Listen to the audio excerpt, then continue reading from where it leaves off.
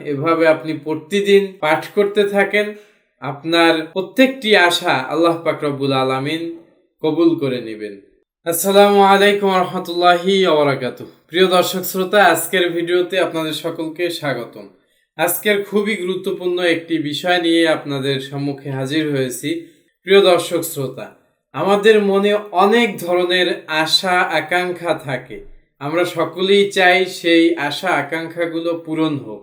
আমরা চাই সেই আশা আকাঙ্ক্ষাগুলো বাস্তব জীবনে বাস্তবায়িত হোক।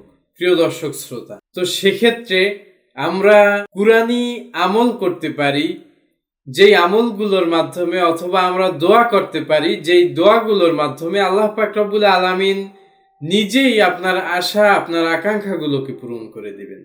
প্রিয় দর্শক শ্রোতা, আমরা আজকের এমন একটি দোয়ার আমল আপনাদের সামনে উপস্থাপন করব, যেই আমলটি করলে আপনার আশা এবং আকাঙ্ক্ষা যদি হয় সৎ, সেটা যত বড় কঠিন এবং অবাস্তব আশা আকাঙ্ক্ষাই হোক না কেন, ইনশাআল্লাহ আল্লাহ চাইলে সেটা বাস্তবতায় পরিপূর্ণ করে দিতে পারেন।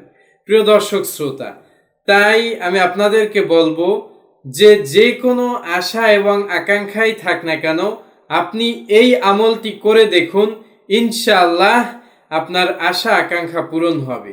তবে সেক্ষেত্রে একটি মনে রাখার বিষয় হচ্ছে, আপনি কোনো ধরনের অনৈতিক এবং যেটা ইসলামের সাথে সঙ্গতিপূর্ণ নয়, অর্থাৎ হালাল নয়, হারাম যে কোনো আশা আকাঙ্ক্ষা এগুলো যদি পোষণ করেন, তবে সেক্ষেত্রে এই দোয়ার যেই ফজিলত তা তো আপনি পাবেনই না, বরং দেখা যেতে পারে যে আপনি আরও এর মাধ্যমে ক্ষতিগ্রস্ত হচ্ছেন।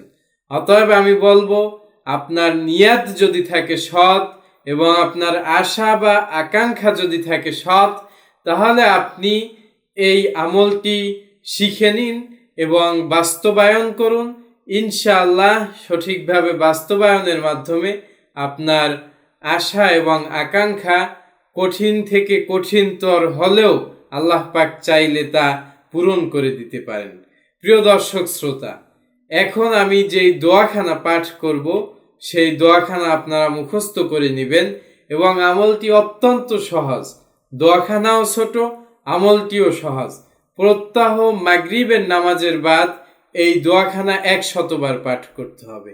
আপনি যদি এভাবে প্রত্যহ মাগরিবের বাদ এই আমলখানাকে আপনার ওজিফা হিসাবে করে নিতে পারেন, তাহলে আপনার যে কোনো বড় আশা আকাঙ্ক্ষা, যে কোনো কঠিন আশা আকাঙ্ক্ষা আল্লাহ পাক রব্বুল আলামিন কবুল করে নেবেন এবং আল্লাহ পাক রব্বুল আলামিন আপনার সেই আশা এবং আকাঙ্ক্ষা পূরণ করে দিবেন ইনশাআল্লাহ।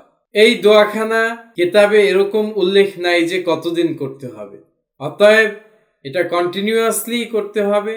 এবং অন্যান্য কিতাবের দরিয়া দিয়ে যদি আমি বলি, সাধারণত যে কোনো আমল ফল পাওয়ার উদ্দেশ্যে কমপক্ষে 41 দিন করতে হয়। সেক্ষেত্রে আপনাদের যদি নির্দিষ্ট কোনো আশা আকাঙ্ক্ষার উদ্দেশ্যে আপনি আমলটি করতে চান, তাহলে আপনি কমপক্ষে 41 দিন করবেন।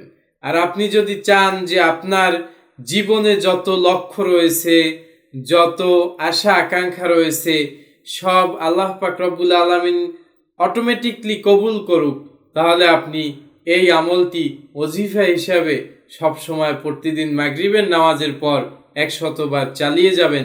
দোয়াটি হচ্ছে, ইয়া বাদিআল আজাইবি বিল খাইরি ইয়া বাদিউ, ইয়া বাদিআল আজাইবি বিল খাইরি ইয়া বাদিউ, ইয়া বাদিআল আজাইবি বিল খাইরি ইয়া বাদিউ।